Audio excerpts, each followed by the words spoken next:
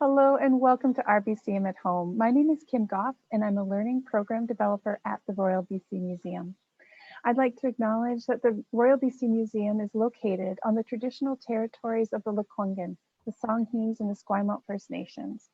And we extend our appreciation for the opportunity to live and learn on this territory.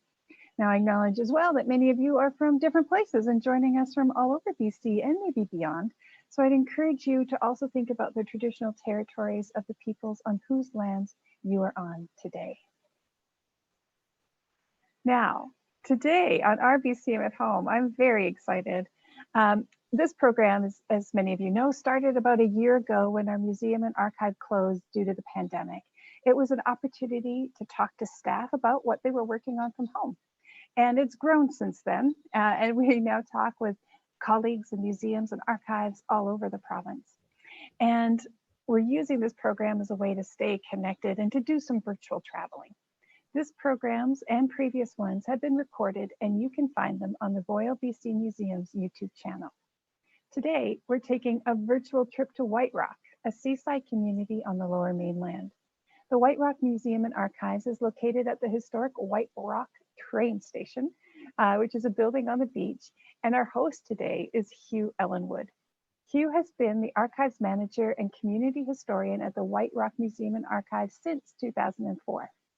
In addition to ensuring the long-term preservation and accessibility of the archives collection, he does historical research for the city of White Rock and various local organizations and individuals. He and his mother, Lorraine Ellenwood, who is a former director of the museum, co-write a column for the Peace Arch News called Historical Perspective. Hi, Hugh. Hi, Kim. Thanks so much for having me. Oh, I was excited, so happy when Melissa reached out with a suggestion. I think I'm really excited to learn more about your community and the historical perspective you're going to bring us today of one of White Rock's most iconic pieces. But maybe as well, since you are a resident of White Rock, what do you want to tell folks about your community? Well, I'm full disclosure. I'm not actually a resident of White Rock now. Since I went to university about 20,000 years ago, I've lived in Vancouver, but I grew up in White Rock. My family came here in 1975, and so I've seen a lot of changes. And I think that White Rock could be described as a very passionate community. It's a small city, but people feel very attached to it. And in a way, I'm a passive observer of this in my role as the archivist, especially. I see myself as that. And it's really interesting to see different sides of debates and people getting passionate about issues such as the railway tracks. Should they stay in White Rock or should they be removed? So I see it as a town where people, no matter what their view is about a certain issue, they love White Rock. That's the unifying factor, I guess. And as we were saying, one of those iconic things people are probably proud of in town is the pier. And you're going to tell us some more about the history of that area. Yes, yeah. And well, I'd like to start by saying that I'm here on the traditional unceded territory of the Semiahmoo First Nation on the shores of beautiful Semiahmoo Bay. But what I'll do is I'll share my screen now so that you can see the images I'm going to show. And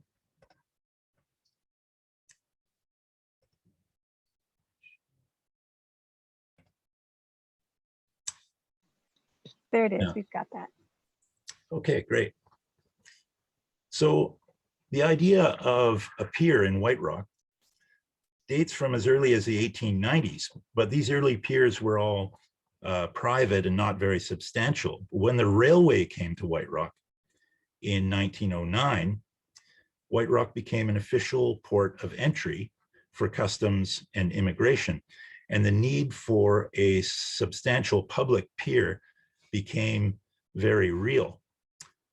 Still, in 1912, the largest pier that White Rock could offer was just this floating plank walkway about 300 feet long, or about 100 meters. And it looks like it was kind of fun, but it wasn't really a substantial piece of marine architecture. And it was owned by a private company. This was right on the beach there. That was the White Rock Boathouse, and you could rent a boat and get a sandwich and a cup of tea.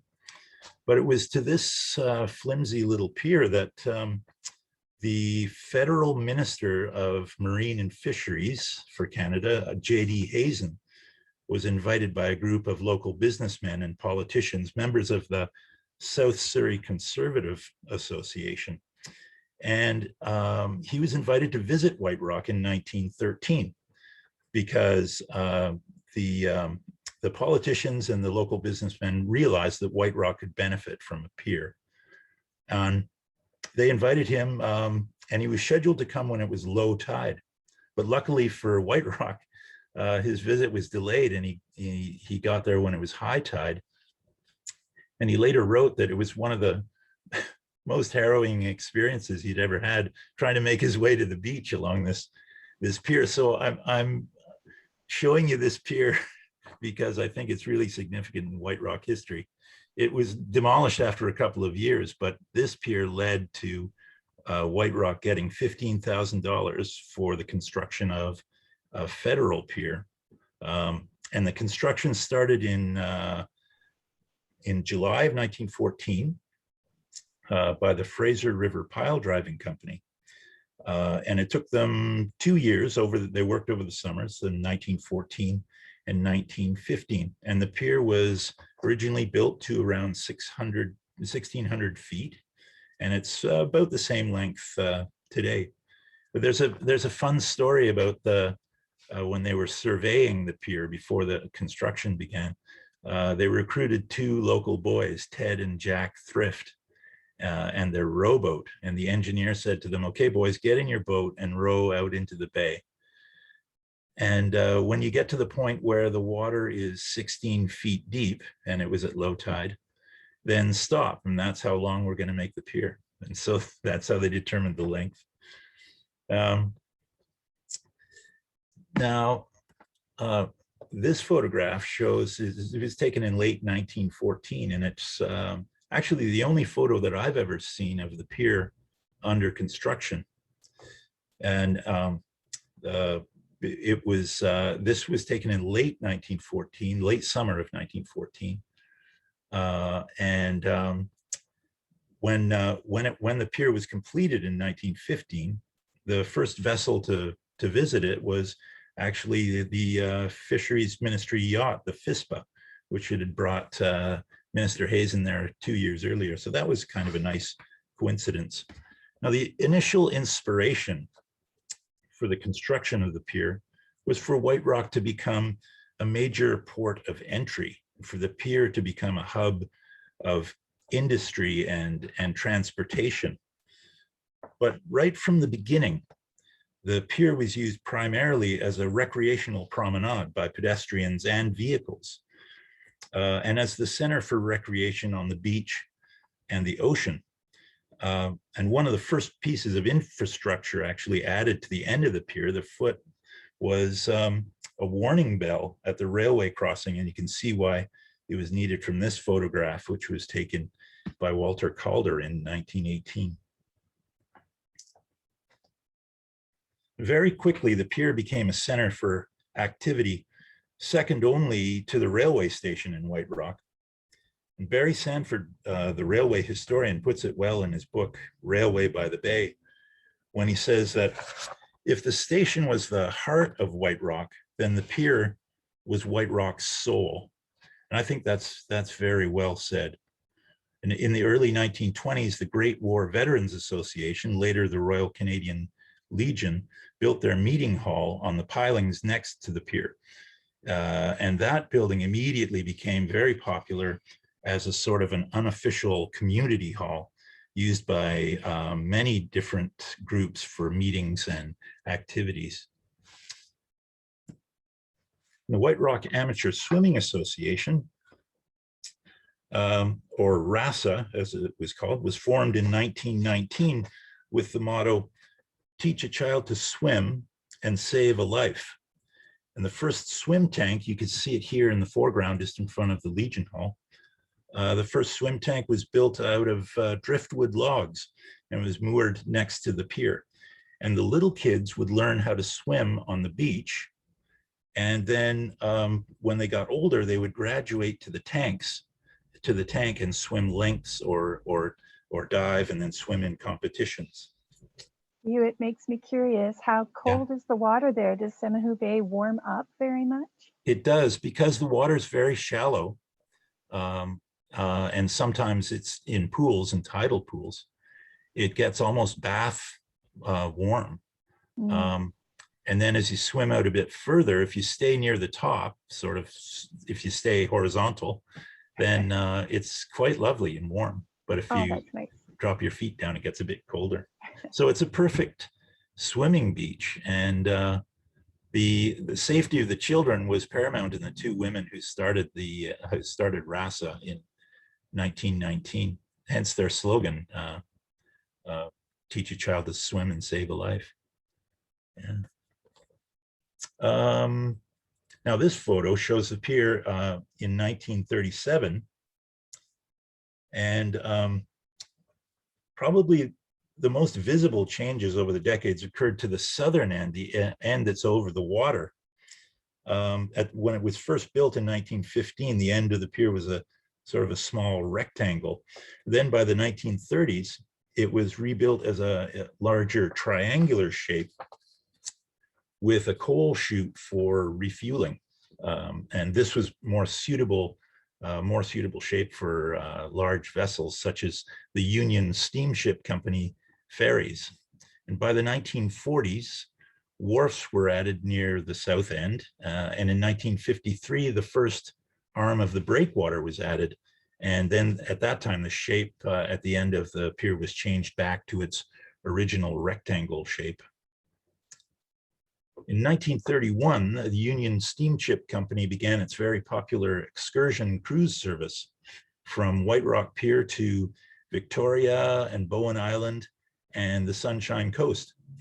And with a pause during the Second World War, these cruises continued until 1953, when the breakwater at the end of the pier made it impossible for large vessels to land.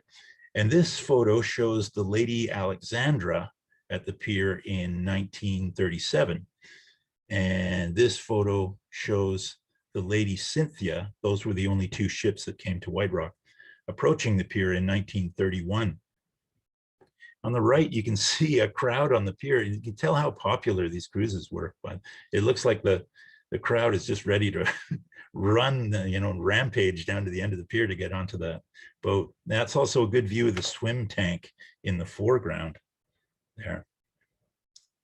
During the Second World War, there was an RCAF crash boat stationed at the pier in White Rock. And when Japan entered the war in 1941, the fear of invasion of Canada's west coast was very high. But the fear lessened as the war progressed. But in 1944, the reality of the war was brought right to White Rock's doorstep when a fighter plane practicing formation flying with a bomber collided with the bomber and then crashed into the bay. And the crash boat was dispatched to recover the fighter pilot's body. The much-loved Legion Hall at the foot of the pier burned down, unfortunately, in 1935, but it was rebuilt in the same year, though just a bit more modestly. And in the early 1950s, the Legion moved out of the building and the Semiahmoo Yacht Club moved in. The Yacht Club had been formed a few years earlier, but had lain dormant until the breakwater was built at the end of the pier. And the breakwater was built in 3 sections. The western arm in 1953, and you can see that here extending to the right. And the eastern arm, a roughly equivalent length, was built in 1959, so it goes off to the left. And then in 1961, the two sections were connected.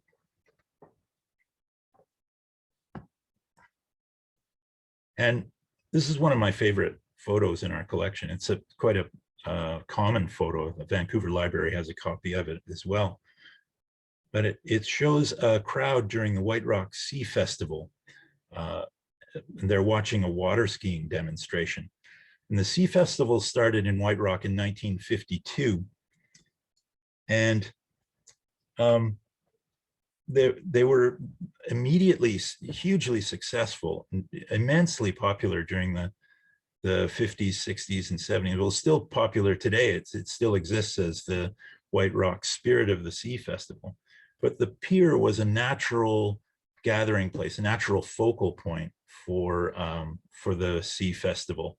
And these people are watching water skiing, but they also had sailing regattas and motorboat races, and there was ski jumping and even bathtub races and a walk on water competition where you design flotation devices for your feet, and it was kind of a running race on water.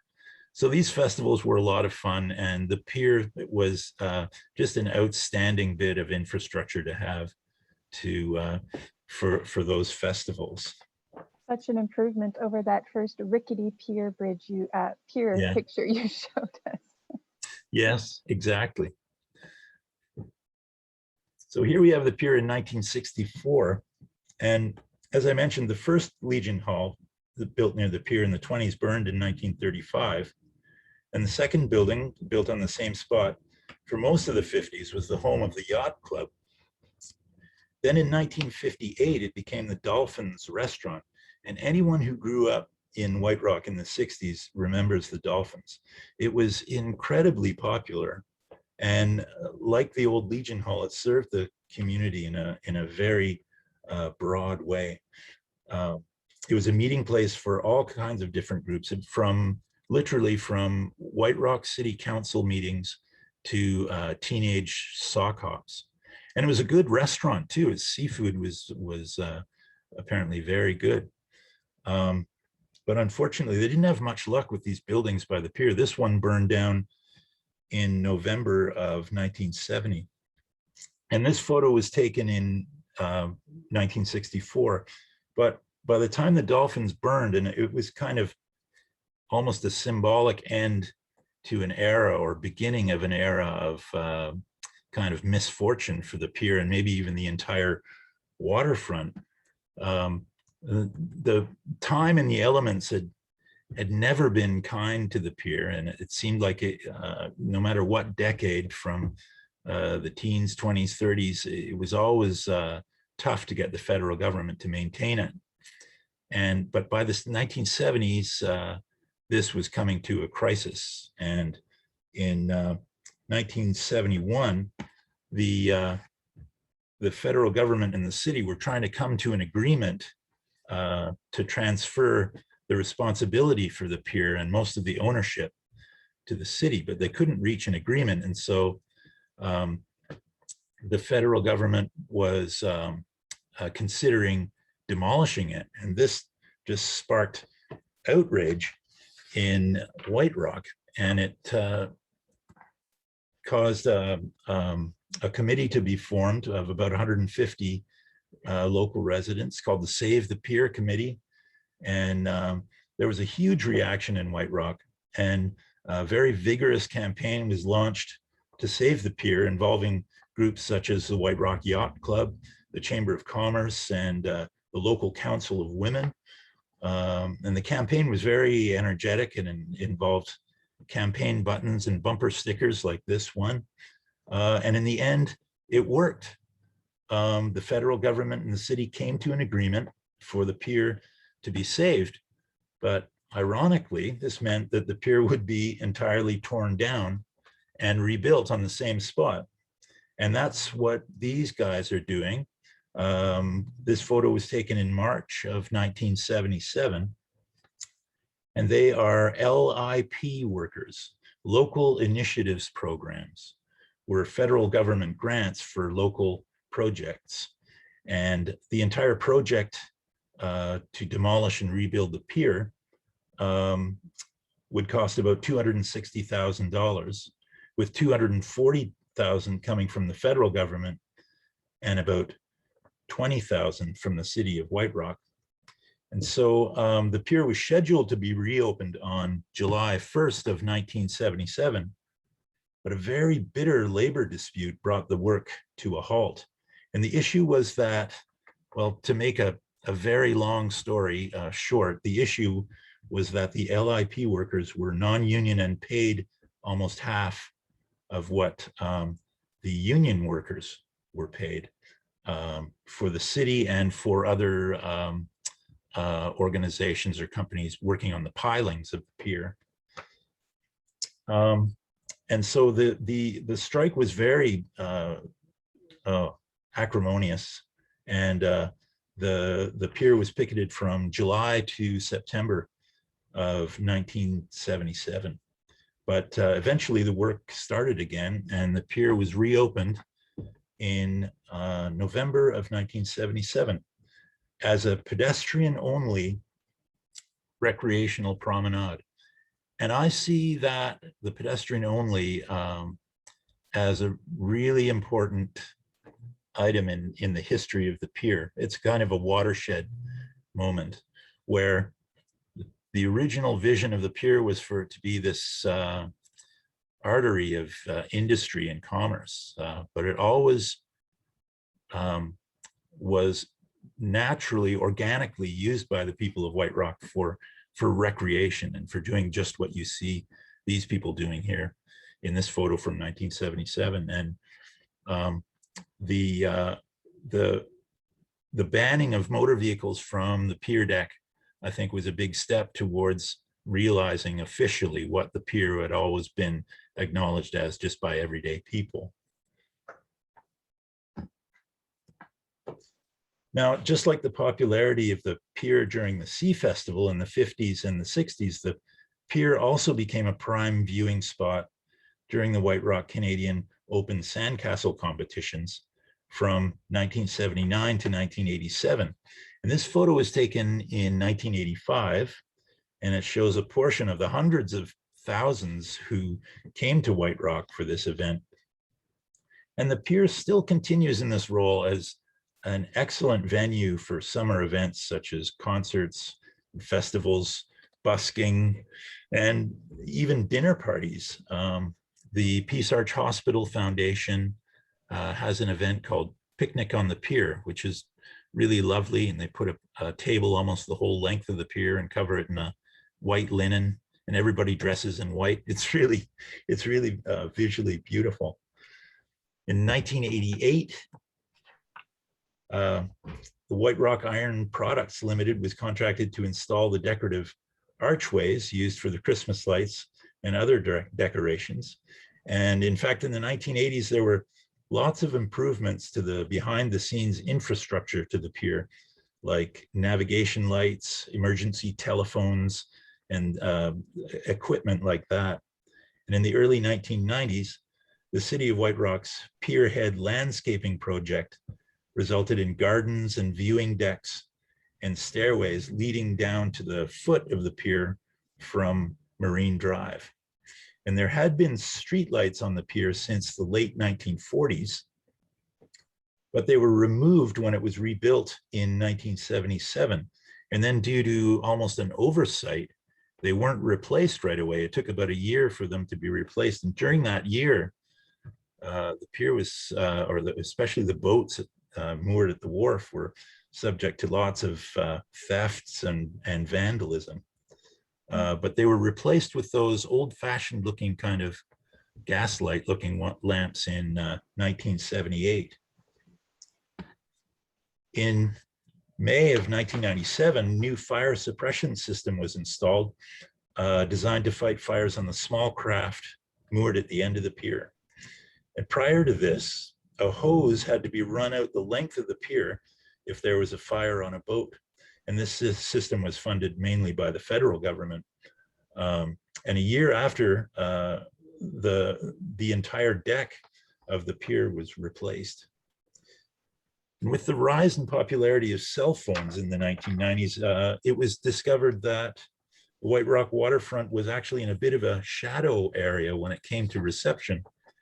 And this problem was alleviated when a reception tower was installed at the end of the pier in the 1990s.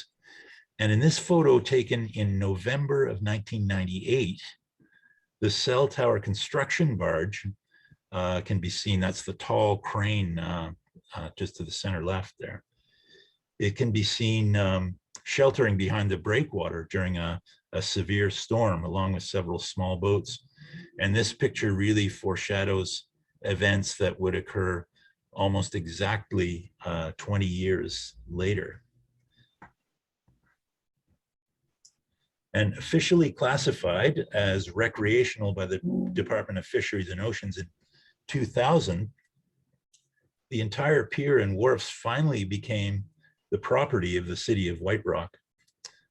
Before that, White Rock owned the pier, most of it anyway, but the federal government owned the wharf at the end of the pier. But in 2000, that changed, and White Rock became the owner. The new entranceway arch adorning the foot of the pier was added in time for Canada Day in 2010. And soon after, new lights and arches were added over the entire length. And after some degraded pilings were discovered, the pier underwent yet another round of extensive repairs, which were completed in 2013, which in a way was kind of unlucky timing, because in a savage storm on the afternoon of December 20th, 2018, several small boats moored at the end of the pier broke loose. And along with bits of the wharf they were moored to, they drifted to a spot about halfway down the length of the pier and battered the pilings until they smashed their way through and ended up over on East Beach near the Rock. Wow, such a dramatic picture. It is, and that was taken by a local resident, and she very kindly donated a series of photos like that one to the archives. The intensity of this event was not lost on anyone, and one of the more dramatic events was captured by the Peace Arch News reporter Aaron Hinks in this photo. And this photo actually won some national awards. What happened was a man was trapped on the far side of the pier when it was broken in two, and then he had to be airlifted back over to the south side. And despite the extensive damage to the pier, the city of White Rock immediately vowed to rebuild it. And the mayor was quoted in kind of a Churchillian moment. He said, "Make no mistake, it will be here for another 100 years, and we will not lose that pier." And repairs began in May of 2019, and they were finished by the end of August. And the pier was officially reopened on September 1st, 2019. And I think it demonstrates the universal love for the pier, that the wide variety of and imaginative fundraising campaigns to raise money for the repairs. They cost about $5 million. From everything from the White Rock youth ambassadors to local microbreweries were all inventing different campaigns for fundraising. And so I'll just finish off by letting everyone know that if I've whetted their appetite for the history of the pier, then they can learn a lot more about it by seeing the next exhibit planned for our museum gallery. And the title is The Long Pier, White Rock, Its Pier and Community Identity. And our excellent curator, Charlene Garvey, has given me some of her thoughts on the theme of the exhibit. And she says, most communities have landmarks that are essential to their identity, and White Rock Pier is one of those, tied both to the development of White Rock as a city and its sense of place. And this exhibit explores the history of the pier and how its development shaped the community that is White Rock. So I'm really looking forward to seeing that exhibit. So thanks very much, Kim. I'll end there, and I'd love to answer any questions if there are anything, if there are any. So I'll just stop share my screen, shall I?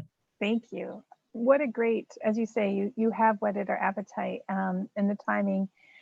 So for people who are local and able to visit can go and see that exhibit. For the rest of us, this has been a really great introduction to such an important place. I'm struck by that connection. You know, it has travel history, it has leisure history, it has labor history, and as you say, so much community importance.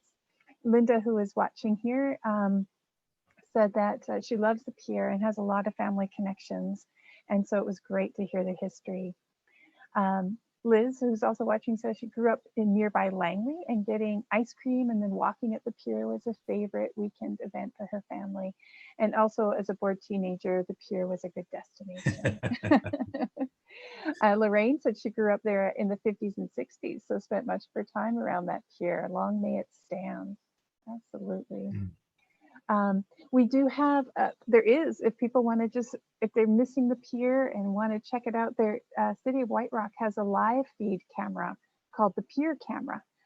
So you can log in online and look at the pier and check the weather and the waves. Jenny has put a link to that in the chat.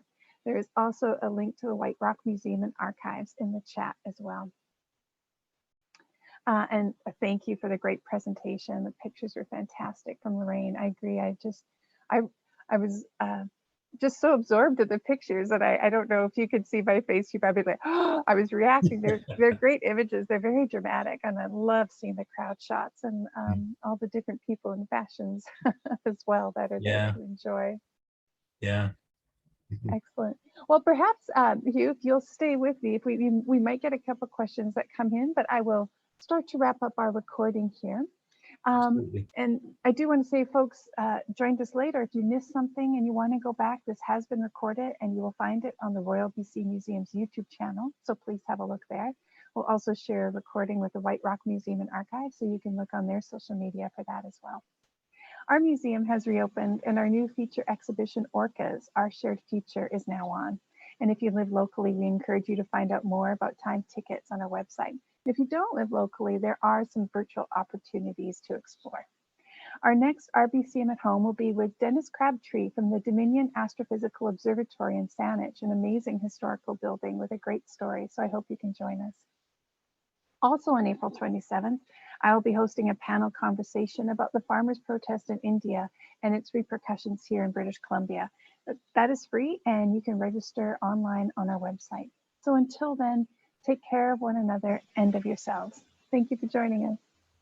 Thanks, Kim.